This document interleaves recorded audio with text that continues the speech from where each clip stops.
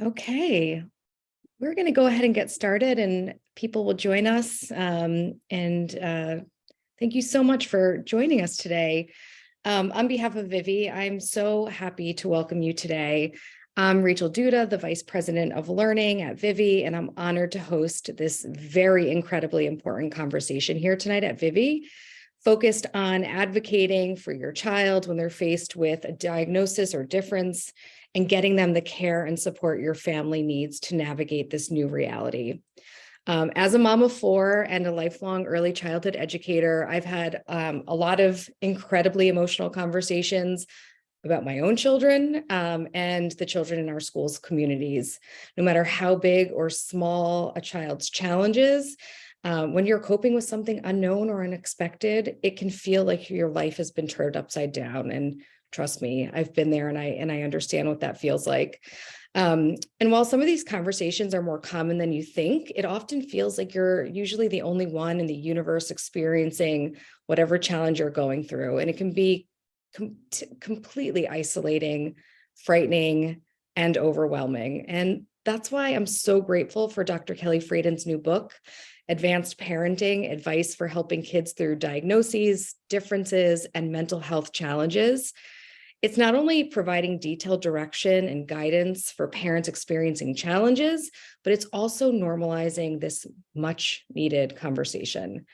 I'm even more grateful that Kelly has decided to make Vivvi a stop on her book tour, and that we could be joined by Dr. Rebecca Hershberg, a clinical psychologist, parenting coach, and author of the Tantrum Survival Guide: Tune into Your Toddler's Mind to Calm the Craziness and Make Family Fun Again. That speaks to me on so many levels. And Dr. Venus Mahmoodi, clinical psychologist, researcher, professor, and advocate for women's mental health. These doctors are some of the most accomplished and knowledgeable people in this space, and I can't wait to pick their brains tonight with all of you. Before we get started, I just want to share a little bit about Vivvi. We're on a mission to reinvent childcare and early learning for today's families. We currently have 6 campuses in New York City, including campuses in Dumbo, Brooklyn, and Midtown West. And they specialize in care and early learning for ages 6 weeks to 5 years old. And we also partner with employers of all sizes to bring child's care and early learning to their working parents as a benefit.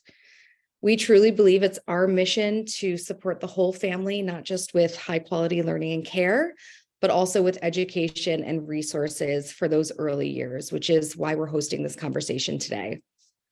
I'm going to spend about 30 to 35 minutes running through some questions with our expert panel, and then we'll spend the last 15 to 20 minutes taking some of your questions. The chat should be open now, so please feel free to drop in a question anytime during this webinar, and we'll do our best to get to as much as we can in the time we have together. But this is a huge topic, and there's no way that we're going to cover everything tonight, but I do promise that you'll walk away with one practical tool that will help you and make you feel more equipped to handle what's ever coming your way. So with that, let's dig in. First, I really want to talk about the impetus for this book, Kelly. I know that you've been on both sides of getting a diagnosis and on the side of giving many. Can you talk about why you wanted to write this book, Advanced Parenting, and what you're hoping parents will get from reading it? Yes, thank you so much for having me and for organizing this conversation. I'm excited to be here with you all. I think the impetus to write this book, it really started when I was a child and I had cancer, and I was too young to really even remember it. But what I did witness was firsthand how hard it was on my parents, how it hurt their physical health, their mental health, it hurt their professional trajectory. It really had a profound impact on our family life, having to figure out that how to incorporate like the rest of life around everything that I needed during that time for years after I was cured. So I think because I saw that, I was always maybe more empathetic as a pediatrician to what parents faced when they were like getting ready to leave the office after receiving a new diagnosis. Because, even if I have a good amount of time and I'm well prepared and the diagnosis is well received and makes sense to the family, still like they're sort of like leave the office wide-eyed, kind of like, what now? Like, I have a lot of new things to learn and do, and I don't know what to do first. And I wasn't planning on having all this work added into my already overfilled day. And so the goal of advanced parenting was to fill that gap for, like, what do I do now? How do you think through how you incorporate your child's challenge with the rest of your life? How do you make the right priorities? Especially because sometimes I think there isn't a voice out there telling parents that sometimes parents have to put themselves first, or sometimes they do need to address their children's challenges, but sometimes it's okay to wait a few weeks or even months if you need to put it into the rest of your family life. I mean, every situation is different, so you can't say, but it's important that parents have someone propping them up to say, like, you know your family best, you know your child best, and like you can pick the best plan that makes sense for your family, because that I think is the truth. Yeah, and for those parents that are in the earliest stages of this process, it can often be a challenge to figure out whether there's a challenge, and whether it rises to the occasion of intervention. Rebecca, can you talk a little bit about how a parent can distinguish between what's typical developmental growth versus when there might be a cause for concern, and who are some of the experts that they can turn to for validation? Sure. It's such an important question. I get it all the time as a psychologist, and I frankly feel it all the time as a parent. And that's kind of where I'd start, is to say, if you are spinning in circles and wondering whether it's a problem, the good news is there are trained people out there who can answer that question for you, or help you answer that question. I've come across so many parents, and it's often, although not always, these sort of like really high achieving families in which they're used to kind of like nailing everything, and they can't nail whether their 6-year-old has ADHD. And it's like, of course you can't. That's not your job. Your job is to express concerns or questions to experts. So the first thing I would say is that if you are really wondering and struggling with that question, seek out the experts. And I think the first place always to go is pediatrics. I think having a general pediatrician that you really trust and have a relationship with, who's not going to dismiss your concerns or say that you're being crazy, or, and who's able to look at the whole family picture. I think that's important. And I think more and more that's becoming part of many practices' care. I think the next thing I would suggest is to track data, to keep data. I mean, data is a scary word, but just sort of journal or keep what we do in our family. And we've got kids with stuff, I'll leave it there, but, is have a Google Doc that my husband and I share. And we just write notes each day about one of our kids, because it's so easy when you're in it to feel like it's been forever, or, he hasn't gotten any sleep every night for a week. And actually it's been 3 really bad nights. It just feels like, 15 years or whatever it is. And so to start taking notes, and modern technology makes that so much easier too. You can leave voice memos for yourself, but just really trying to just gather in broad strokes what patterns there are and kind of what you're seeing, because we are not unbiased. And if we're cranky and tired and exhausted and stressed, things may feel really, really big when they're not. Or if we have a tendency to kind of really minimize, and you are tracking that actually you've gotten a call from the teacher, 3 out of 5 days a week for the past 3 weeks, that's not nothing. And then finally, I'd say in the world of clinical psychology, and I don't know that this is the case in medicine, but we look at, when we are faced with making a diagnosis, we look at distress and impairment. So we want to look at how distressed is your child or your child's family, right? Whatever the thing in question is it causing distress? Is it causing, anxiety, sadness, anger, whatever it is? And is there impairment? Is it getting in the way? Whatever the thing is, if it's behavior, if it's sleep, if it's eating, is it getting in the way of schoolwork? Is it getting in the way of healthy peer relationships? Is it getting in the way of you as a family being able to, let's say as 2 parents, to go out to dinner? Are there things that are getting in the way of the way that you envision your life in a realistic way? And again, I would just highlight that's for us as the experts to decide, but that's usually where we start. And as far as who to go to, certainly there's some helpful websites, but again, Dr. Google can be horrifying. And so start with your pediatrician, and hopefully your pediatrician has the knowledge to point you down a particular path if that path is necessary. Thanks for that. And I have a daughter who's in second grade now. She has diagnosed ADHD. And what sort of the trigger was for me was when she started to say things like, I feel really stupid, or I'm not good at school. And that was sort of, for me, the reason why we went down the path of, trying to figure out what's going on for her, because self-esteem, I think, is something we need to preserve so much. And I really appreciate that you said that. So Kelly, once a parent has identified that there's a challenge, it can be daunting to take those next steps. I know, again, just what I described, that was hard for me as a parent to take those next steps. But in your book, you talk about this idea that there's often many paths forward, and even many of the right paths forward. We have to explore those. So how can a parent create a plan that takes into account what they bring to the challenge? Yeah, I think it's a great question. Honestly, I find that it's the time before you have a diagnosis or you've identified resources or before you have a team that is the most stressful. Because the truth of the matter, when you're looking at your child and your child is having distress or is having impairment, like Rebecca was saying, you want to fix it. And the question is, how do you fix it? How do you support your child in getting the right resources they need to have a better fit in their educational environment or with whatever they're facing? And the truth of the matter is that it's not always certain. There's not always one right answer. Certainly something like you have strep throat, it's a positive test, like you take the antibiotics. That's an easy one, but most challenges are complicated. And the ones where we struggle the most as parents are because they're both valid options.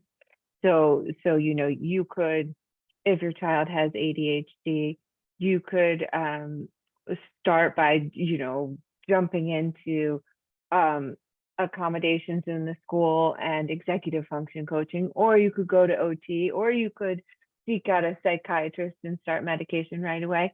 And those are all like valid choices. So you as a parent, all of a sudden, have a lot of power and influence in guiding which way you want your family to go. And so I think you have to think about what you bring to the challenge in terms of like, do I know enough information to make this decision? Am I the right person to make this decision, or should I look for support from the people who know my children best, whether it's the educators or the doctors or whatever? Do you need to do some research on the different options in your community, the pros and cons of the different strategies? Or maybe you've done all that and you're gonna make a choice, and that feels hard. But then you can also, as you make that choice, say like, I'm gonna try this for 2 months, and then I'm gonna reevaluate, and I can change my mind then. And I think giving yourself permission to make a choice and then wait before reassessing, rather than second guessing it every day, it can be a way to like decrease your worry work or your mental load when you're supporting your child and facing the challenge. And I think it's important also to have some self-awareness of, if you're the kind of parent that tends to overreact or catastrophize when your child is suffering, talking to your support system, your friends, coworkers, family members, trusted neighbors, those kinds of things can help you make sure you're hitting the right spot for like not worrying too much or spiraling in one direction versus paying attention to something that may be more than just a child's behavior trait, but more requiring additional support. So that your village of your parenting community can really help you with that if you're brave enough to like ask. Thank you. I love that piece of leaning on others, right? We often don't do that enough. And I think here it's a really important thing to kind of keep at the forefront of sort of what we're doing for ourselves and for our families. A big piece of the conversation that we're having right now is about equity and who has the ability to successfully navigate a challenge. And Kelly, as you explain in the book, a parent who has more education, more research, more time, or a more knowledgeable network may have awareness, speak up, and advocate more than a parent who has less knowledge, less money, a less flexible job, a less knowledgeable network, or faces bias from the medical system. Venus, how can parents with less resources or a marginalized voice make themselves heard? And how can they be the advocate their children need and get the care that their family deserves? Yeah, that's a really great question. The system is difficult to navigate whether you have resources or you don't have resources. And yes, of course, it's particularly challenging if you don't have as many resources as others. And, coming from marginalized backgrounds or being a person of color, there's often a lot of biases and systemic racism that can get in the way of accessing the types of services and care that you or your children need. And I would say the first thing is trying to find, there are agencies and organizations that specifically support people of marginalized backgrounds. And so trying to find those, I think, is kind of the first big step, because they can kind of help you navigate these systems. I don't have any like off the top of my head, but definitely I know that if you were to, explore there are agencies that can support. And I know that even through like the New York City school system, there's a lot of support in helping people navigate that. So I would say that's the first step, is trying to figure out what types of services are available to support you in your journey, that you don't have to do it on your own, that there are systems in place that can help you with that. But I would say, it's still fraught with a lot of anger and frustration and just feeling overwhelmed. And I would say focus on what you can control. Focus on the things that are within your control, meaning, educate yourself. Like, okay, maybe, you're someone who, doesn't know what ADHD is and how it, educate yourself, connect to the, experts, ask questions, but also, read up on things in a reasonable way. I mean, of course, as Google was already mentioned as being very challenging at times, but it can also be helpful if you find the right resources. And the other I would say is emotion regulation, like helping yourself manage your emotions effectively. That's the work that I do, is I work with parents to help them regulate their emotions, help them manage, their sense of overwhelm as they learn about these diagnoses for their children. And then once they have the capacity to manage what's happening for themselves, they can then also have the capacity to support their children and hold their emotions, because they're struggling as well. And then I would say, just add a lot of love in there for the self, but also for the children, that, really focusing on love can be such an important part, that this child needs support, so do you. And the thing that you have control over is how you exude love, both for yourself and for your child.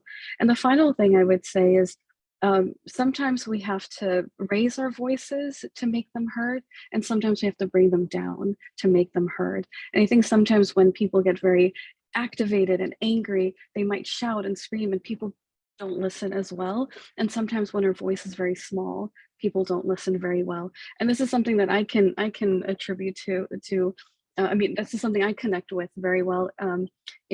In my experience in trying to seek out support for my daughter, people often assumed I didn't speak English. And so there's moments where I have to speak up, and I had to, really, can go out there and say, no, you need to help my child. And I speak perfectly fine English. But it's an extremely hard process, because I'm the child of refugees, and I'm an immigrant myself, and the way that we grow up is that you have to be grateful that you're here. And so there are times where it might not feel comfortable to speak up, it might not feel safe to speak up. But I assure you, as someone who has spoken up, and it is something that will allow you to feel good, and it will allow you to feel like you've been doing something for yourself, but also for your child. And we touched on building a network of parents. I would encourage the same. I think everybody needs to have their support network. And, if you're someone who's shy, you don't want to ask folks. I'm part of a bunch of different Facebook groups that I ended up joining because I was trying to recruit parents for certain studies. And people ask questions anonymously all the time, and they ask every and any question. So I would say, join these groups and ask your questions anonymously if you feel shy, but ask your questions and connect with people who know about the system in a better way than you do. So that's what I do. So hopefully it's helpful to you as well. Thank you. Thank you. I think social media, has so many benefits and can be so powerful. I've experienced that for myself too, is leaning on different support groups for various things. So thank you for bringing that up. I think it can be a great resource for people. And so as anyone coping with a child's challenges knows that a diagnosis or difference affects the whole family, from parents to siblings and beyond. Kelly, you have a whole section of your book devoted to managing emotions. In honor of Mental Health Awareness Month, can each one of you share one tip that might help a family cope during these stressful times? Yes. So I'll kick us off. I think often parents put a lot of pressure on themselves to always keep their cool around their kids, and it's actually not a realistic expectation. Like, if you spend that much time with somebody, like, you are going to lose your temper sometimes. You are going to feel exhausted and be short sometimes on energy. And I think that's okay. And not only do I think it's okay, often I think that in those moments, we can be role models to our children and teach them coping skills that will benefit them. So, when I find myself getting annoyed with my son completing his homework, for example, I was like, I'm feeling a little frustrated. I'm going to take a break and I'll be back in a minute. Or, if it's like bedtime that will never end in my house, sometimes, even to tell my 5-year-old, like, I'm all out of energy and I need to go take a rest. I'm going to ask your dad to step in. And that's okay. And I think that it can be a powerful force that, like, allowing permission to set boundaries. And also, parents typically won't do it for themselves, but they'll do it to teach their children. So I think it's a motivating force.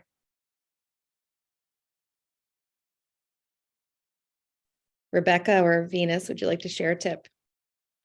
Yeah, that's definitely something that I, teach parents as well, because I work predominantly with parents. I would say, grounding is something that's highly effective and helps with kind of those big emotions. So if you're feeling overwhelmed, you can do, we call it the 5, 4, 3, 2, 1 grounding exercise. So just, name 5 things that you see, touch, 4 things, feel 4 different things, what 3 things do you hear, 2 things you smell, and 1 thing that you taste. And, grounding, I find, is the most helpful thing. Sometimes patients are very, resistant. They're like, this isn't helpful. I'm like, just try it. And as soon as they try it, they're like, okay, you're right. So I guarantee you it's helpful. I use it all the time in my own life. I force my husband to do it as well. So, just 5, 4, 3, 2, 1, 5 things you see, 4 things you feel, 3 things you hear, 2 things you smell, and 1 thing you taste. That's so funny because I was between 2 and grounding was one of them. So you helped me decide. Although, just for grounding, very quickly, the other thing I do is just feel your feet on the ground. I'm going to feel my feet. But I'll give you one more, which is just, I often internalize or call upon the research that, the number one thing we can do to predict healthy outcomes in our kids is have an emotionally tuned in connection with them. And you only need to have an emotionally tuned in connection with your kids 30% of the time to be what is considered, actually even empirically, a good enough parent. There has actually been research looking at this. So 30% of the time, and to me, that's just so helpful when I'm losing it at my kids, to Kelly's point, to in my head being like, all right, so this is in the 70%, I can mess up. I got 70%, 30%. And someone once, I'm not a particular sports fan, but someone once said, oh, it's like being in the Baseball Hall of Fame. You know, if you hit 3 out of 10 pitches, you end up in the Baseball Hall of Fame. And so just, again, it's a very clear and sort of concrete way to bring myself into the realm of self-compassion and knowledge that this moment will pass and doesn't need to be a banner moment for our family. That's something that I do, and certainly that I've shared with many clients and in many talks. Thank you for saying that. That just made me feel so much better as I was having flashbacks to this morning and getting all of my children out of the house. So thank you for that. And I'm sure that made a lot of other people on this call feel a lot better too. Thanks for all of those tips. I think the nice thing about all of those is people can put those into practice immediately, and they're not hard to do. So our role at Vivvi, we're often playing that supporting role for families going through challenges. Their child spends a big part of their day here with us, but we're just a piece of this puzzle when it comes to coordinating care. How can parents ensure that all of the child's caregivers are on the same page when it comes to implementing a plan, feeling empowered to speak up when they need to address something? Kelly, I'd love to start with you, but Rebecca and Venus, I'd welcome any advice here too. Yes, I think it's such an important alliance between schools and daycares and parents. But it doesn't happen overnight, and it doesn't happen like totally naturally sometimes, right? So I think it's something that you can intentionally orient your families to, and that parents can also ask about, like, what's the best way for us to communicate? And like, is it in writing? Because sometimes it's hard for the teacher to answer the phone or do an email. Is it like at the end of the day, or is that when everybody is trying to talk to you? And I think having that bi-directional communication facilitated in a way that works for both parties is a really important piece of the puzzle. And it's also helpful for the parents when they hear feedback from the school to understand the purpose, because sometimes families get pretty overwhelmed with the information from the school.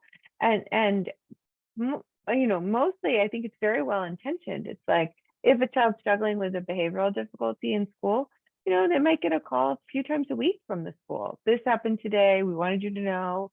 And I think it can sometimes, especially if you're like in the middle of your work and you get a call, like, you catch you off guard. And so to set the stage for the information or feedback you're going to give the parent, as in, this is just a quick daily update of how it's going today. I'm not expecting us to take any action about this, but I wanted to loop you in so you have all the information for the kind of day it's been, you know, or something like that, some kind of context. Or maybe it's like, I think we should schedule a 30-minute talk about this to really discuss it further. But then to give the parent the privilege of preparing for that call, you know, so that they can come up with questions, or maybe bring their co-parent or a sort of somebody to help them think through the problem. So I think those are the basic tips I would start with. I'm eager to hear what the others have to say. I agree with all of those. And I think I just have a few things to add. One would be just to piggyback off of what you just said. Sometimes, you know, if it were up to a parent, you know, a school would spend 3 hours talking to them every day, right? And it can be really helpful to coordinate with, let's say, your pediatrician or a mental health provider. Like, what do we need to know? Right. And to actually help, you know, teachers or daycare providers or whatever have a rating scale, you know, 1 out of 10, how was impulsivity? 1 out of 10, how was separation? You know, whatever, you know, and just, and really say, I want to make this easy for you. And I don't act as much as I would love, you know, gallons of information every day. I understand that, you know, and to really kind of streamline what you might need at a certain time. I would also say, don't let perfect be the enemy of good. There's a lot of ways to do things. And even just in the phrasing of the question, Rachel, there was something about like, how do you make sure everybody's exactly in alignment or something? And it's like, they're not, like you've got a mom, you've got a teacher, you've got and it doesn't have to be exactly in alignment. And so it is sort of about looking at broad strokes, looking at general alignment. There might be something the teacher does that you're not thrilled with. Do you have to go into it, or can you let that one slide? And only you can answer that question, but I think you need to be realistic about what you take on. And the final thing I would say, which I think is the most important, is to start from a place of giving everyone the benefit of the doubt that they care about your child and that they're trying and they want to do what's best. And if they don't, for whatever reason, on a particular day, it's because they didn't know better, or because they don't know what you know, or because they didn't sleep well at night, just somehow, because I've seen so many alliances go awry when it's, she hates my kid, or, they talk to me as if I'm an idiot, or, and everyone's allowed to have those feelings. But if we just start with like, okay, we're on the same team. We want Joey to have a good day tomorrow. We all woke up wanting that. No one woke up saying like, I really want to, mess everything up for this kid today. Yeah. And to just remind yourself of that and come back to that as a way of regulating yourself, which certainly has been a theme tonight for good reason. I just want to chime in and say that a lot of this actually applies to families with multiple parents involved too, because it can sometimes be like a full-time job trying to keep the two parents aligned and making similar choices for how they scaffold their child in the home environment. And sometimes you just have to say, like, if it's close, it's good enough. And sometimes the rules are different when you're with one parent versus the other. And kids often can adapt to that as long as it's consistent. So it's okay. It's okay sometimes not to be perfect. Yeah. I've seen that with caregivers too. And then obviously, Venus, I want to hear, but I've seen with a nanny or a babysitter, like I've been trying to give her books and I've been trying to have her learn. And it's like, whoa. Like, is she approaching her child in a generally loving way? Are there some limits? Like, are we in line with the big stuff? Because I do think it's so easy to get stuck in the weeds and lost in the weeds, especially with social media and parenting. And that's a different webinar, but Yeah, to piggyback off that, I mean, that's generally what a lot of parents bring in, and like, I'm just stressed because of this, striving for perfection, and it's not working. And it's like, the more you focus on the good enough, the more you focus on letting things go that can be let go and prioritizing what's the most important, it will help greatly with your mental well-being. And sometimes people, parents will describe like meetings that they've had, and they feel overwhelmed with information. And I ask them, like, well, is there someone who can kind of like break down the information in a way that is easily digestible for everybody? And so maybe that's what's something that needs to happen.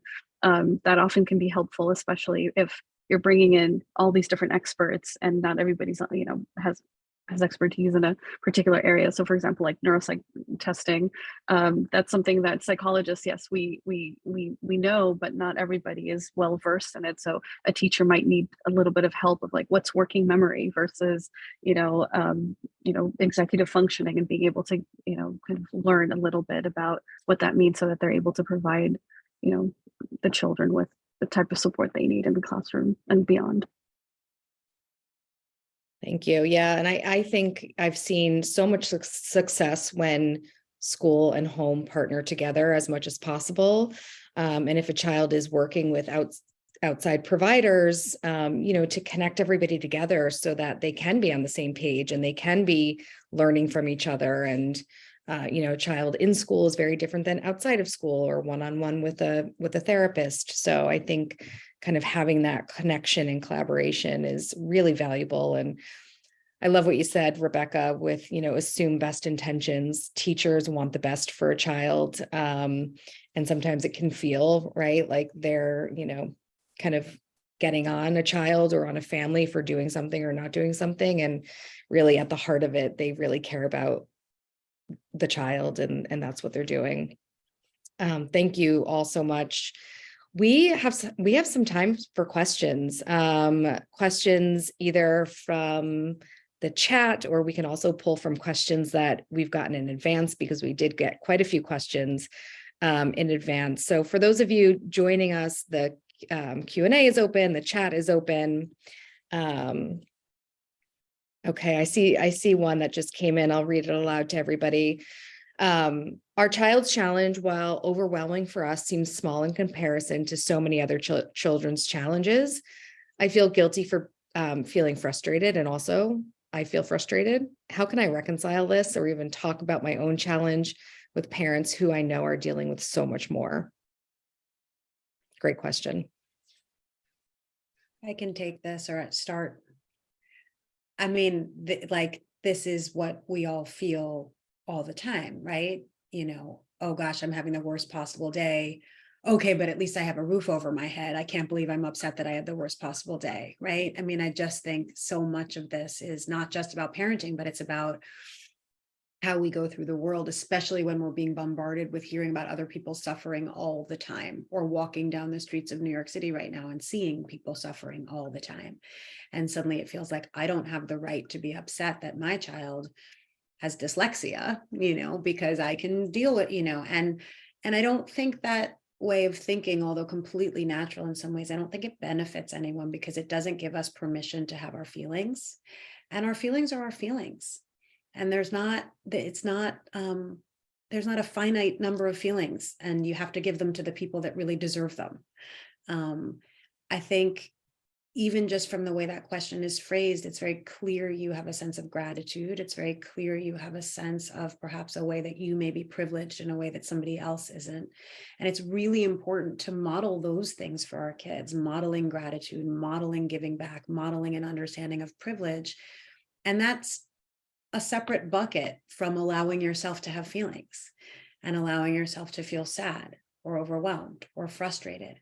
And I think if we can model for our kids that those are two separate buckets, then perhaps as they get older, they won't have the same overcoupling that so many of us have, which is, I feel sad, I feel angry, and then suddenly there comes the guilt because I don't deserve to feel that way. And I think some of that is gender related, frankly. But I think that question hits on, I just think that's really important, which is why I jumped in, and something I think about a lot and talk about a lot, and I think is very common. So thank you for that question. Yeah, the other thing I would add, after having taken care of a lot of kids over my career who did have big challenges, right? And whose kids maybe they had, you know, disabilities or transplants or cancer, or these really like life-changing intense diagnoses. And over time, they feel more and more alone because fewer people, you know, are connected with them. And you know, how you connect with people is by sharing your emotions. And it's not like a zero-sum game of you're not allowed to be frustrated because someone else has a better reason for being frustrated. Like, you can both be frustrated for different reasons and still connect through the shared experience of like, you know, we're humans experiencing our days in the way that we're experiencing our days. So I would say that even if you're, you know, there's a way you can talk about it that's respectful, but it's also like, I think when you stop treating parents who are facing big challenges as friends and as peers, and like hold back from connecting with them about these things, it doesn't really do them any favors in the long term. Thank you. A question that we received prior to starting the webinar is a question that actually kind of hits me close to home. And we've gotten quite a few questions about this. And the questions are focused around how to communicate about your child's challenges directly with them, assuming obviously they're old enough to communicate effectively. My son has hemophilia, my daughter has ADHD. And so I've had some of these challenging conversations myself over the last couple of years. But how do you know when to bring your child into the conversation, and when can you start to teach them to advocate for themselves? Yeah, I think it's a great question. I think this is a little Janet Lansbury of me, and I don't know if you've read her books, but she's very much about like respecting even infants in their autonomy. But I do believe that children, children have like a right to be included in conversations about their well-being. And so for me, it's less about when, because I think the answer is like early, and more about how, because I think it's very confusing for a parent to translate something as complicated as ADHD or hemophilia, for example, into something that like a 2, 3, or 4-year-old can understand and grapple with. And so when it's always valid to ask the people who are working with your child how they recommend you do it. Like that's a good way to start because they know your child and they know the diagnosis and they can give you some scripts that might help. But generally speaking, kids know something is wrong, but like even if no one tells them, because they can read your body language and they can see the stress and they see the appointments and it's better to know why they're stressed, because so then as a parent, the like basic message is there's something that we need help with. We're going to get help and we're going to figure it out together.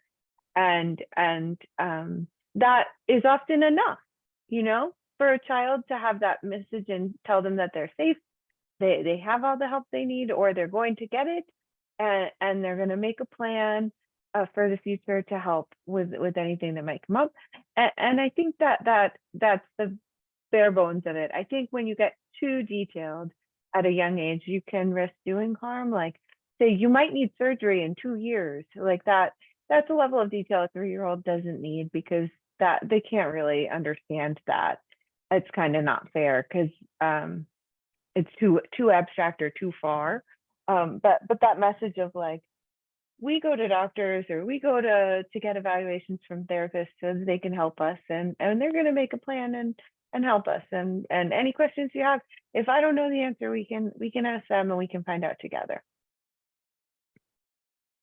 Yeah, I agree with all of that, particularly the starting young. And when you start young, you don't even necessarily, it's not about like, sit down, there's something we have to talk about. It's just sort of like, here's some awesome things about you, and here's some things that we're dealing with. And here, it can be just sort of part of day-to-day conversation, so that it's not this sort of like, I think it's time we talk to Joanne about, And then the other thing I would say with mental health issues, and I can't say the same for medical issues, and I don't know that anyone would per se, but there's always, I have found, a way to spin what's going on with a child as both a strength and a challenge, right? So when there's something like ADHD, when there's something like anxiety, depression, it's so often, here's this amazing thing about your brain. You have the ability to feel you hear a piece of music and you can be moved to tears. Like, what a beautiful heart you have. And sometimes that's hard because through the day, there's a lot of things that are, that cause you to have deep feelings, and it can be hard to get done the things you need to do, whatever it is. And so I think, again, with mental health stuff, again, everything I just listed, I think framing as who you are as a kid and what your strengths are and what some of your challenges are, and then whether, as Kelly said, for those challenges we're going to seek out some support and some help, I think is a really nice way to frame. And then you might say, depending how old the kid is, and if they're starting to be, CSE meetings or whatever it is, the challenges that you have sometimes all get put into a name. Actually both the challenges and the strength. ADHD is a whole gamut of, limitations and superpowers, and people call them this, and so if you hear people using that word, that's what they're referring to, that sort of thing. And I feel like the other piece that sometimes parents forget to talk to their kids about is about what their kids already know and who their kids want to tell, because often kids hear things and they read through the lines, and I can't tell you how many like 4, 5, and 6-year-old parents have thought that they didn't know people were concerned about them having ADHD when you actually I'm the pediatrician at the checkup, and I'm like, have you ever wondered if your brain works differently than others? It's like, oh yeah, I definitely have ADHD. And the mom's like, wait, he already knows? And it's like, yeah, okay, because he knows. I don't know. But kids in this generation are more forthcoming maybe than many of us were raised. And so, often there's tension within families when the child embraces the diagnosis of anxiety and a plan to get treatment about it and wants to tell all their friends and teachers and neighbors and as a parent, you may or may not feel comfortable with that, and you probably want to like have a conversation with your child about that, and potentially get more comfortable with it if you can, because in some ways it's like a beautiful thing, but it often catches parents by surprise. Thanks. And I think we have time for one more question. And this question came through quite a bit prior to our webinar. And it's around sort of this idea of labeling a child. I've worked in K-12 education for a very long time prior to coming to Vivvi. And a lot of times parents didn't want to share a diagnosis with the school because of the fear of being labeled. Can you talk a little bit about that? Just labels in general, and like, when is a diagnosis or label more harmful than helpful? And is there a situation in which a parent might not want to identify their child with a label? Yes. And generally speaking, I think that our fear of labels exceeds the real risk of having a label attached to a child. You worry about your child being excluded or being, underestimated, maybe in the school environment. But often those aren't necessarily based in like reality, unless you're at the point of your child potentially being tracked into like a school that won't have, I guess at the high school level, or when you're getting maybe shifted out of the regular education pathway to a school that's more for children with special needs or IEPs, that's the only discretion. But the thing that people forget is that when you're being transitioned, you have a voice, and you can, as a parent, sit with the educators and say, no, like, I understand you're recommending this for my child. That's not what I want. And then you have a choice. So even in the worst case scenario of like a label leading to encouragement to pursue like a different school, you still have rights. So that's important to know. And when I talk to families about labels, I talk to them about how they're like tools, because labels enable you to get treatments that can help your child. So whether that's like appropriate therapy services, or appropriate educational accommodations, like the goal of the label is not actually to label, it's to enable your child to have the accommodations they need. So I try not to get people too hung up in the wording.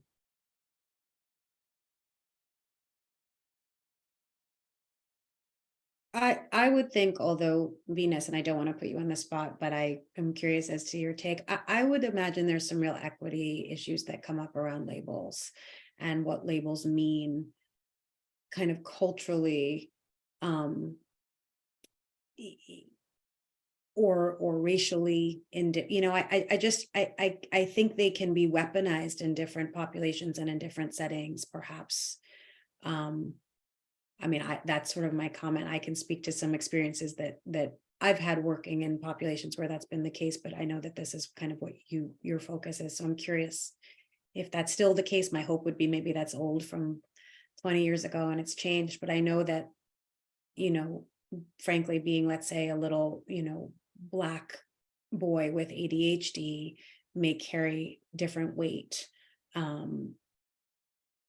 in terms of stigma, in terms of what someone might think when they read the diagnosis. And I wish that weren't the case, obviously, but I think in a conversation about labels and diagnoses, it's important to at least just raise the question and the idea. No, it's, to be honest, I'm not as well versed within the scope of children and how that affects children, but certainly when working with different populations, adult populations as parents, that often Black mothers are stigmatized and marginalized when they're trying to advocate for their children and trying to speak up, and being labeled as an angry Black woman. And this has come up in every time I work with a Black mother, that, when I speak up for the sake of my child, I'm labeled as being angry, and I'm not able to continue advocating because I feel scared to. And so certainly within, a school system, if, a child is being targeted, for having a struggle, and because of their racial background or ethnic background, and the parent comes in to make sure that their child is getting the support they need, it can often backfire and cause even more challenges within their home. So unfortunately, it is something that's still happening. And having worked with a lot of mothers, this is something that continues to come up. And even for with respect to the diagnosis of the parent, that if they have a significant depressive episode, there's fear of losing their children, even because they're so afraid that if I say that I'm feeling suicidal, if I feel overwhelmed, or if I need any kind of intervention, that it would be detrimental to their household. And this is not what privileged people experience. They have the freedom to be able to share that I'm depressed and I'm struggling, and people will come and support them. But with our marginalized populations, unfortunately, that's not the case. So I'm not able to speak specifically to the children, but the parents definitely are mistreated. And I think ADHD, if I'm not mistaken, is still really overdiagnosed in certain populations, really underdiagnosed in others, right? It's not an even playing field with these things and these labels. Just to Kelly's original point, it's not like a strep test. You can't give a strep test for ADHD, and so you're dealing with humans, and humans are biased, even humans with the best of intentions, let alone not. And so I think when we're talking about mental health and we're talking about labels, it's really important to just bring that piece of it and all the systemic biases and the history of labels into the conversation, while acknowledging what Kelly said is, I think, true, which is that for many families, getting a label is truly empowering and helpful, and a path toward getting the support and services that your child needs. The other thing I would add is that underlying the fear of labels is the concern for stigma. And I think in populations where they may not have privilege, financial privilege, racial privilege, whatever kind of privilege it is, they may be more primed to be very sensitive to being seen as less than a perfect parent, right? Because for parents in the South Bronx, if their child has a behavioral disturbance and they're getting calls from school often, they may be like, they're going to call child services on me, then I'm not going to be able to keep my job, and it's like a direct threat to my family, right? So something like somebody on the Upper East Side getting calls from the school, it might in turn take it as oh, the teacher is nagging me about perfecting my child's development.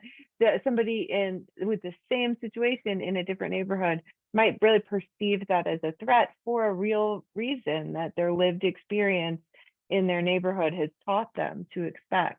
But I think it's helpful for us, whether we're educators or doctors or clinicians, to kind of reinforce to parents that it's not your fault when your child has a challenge.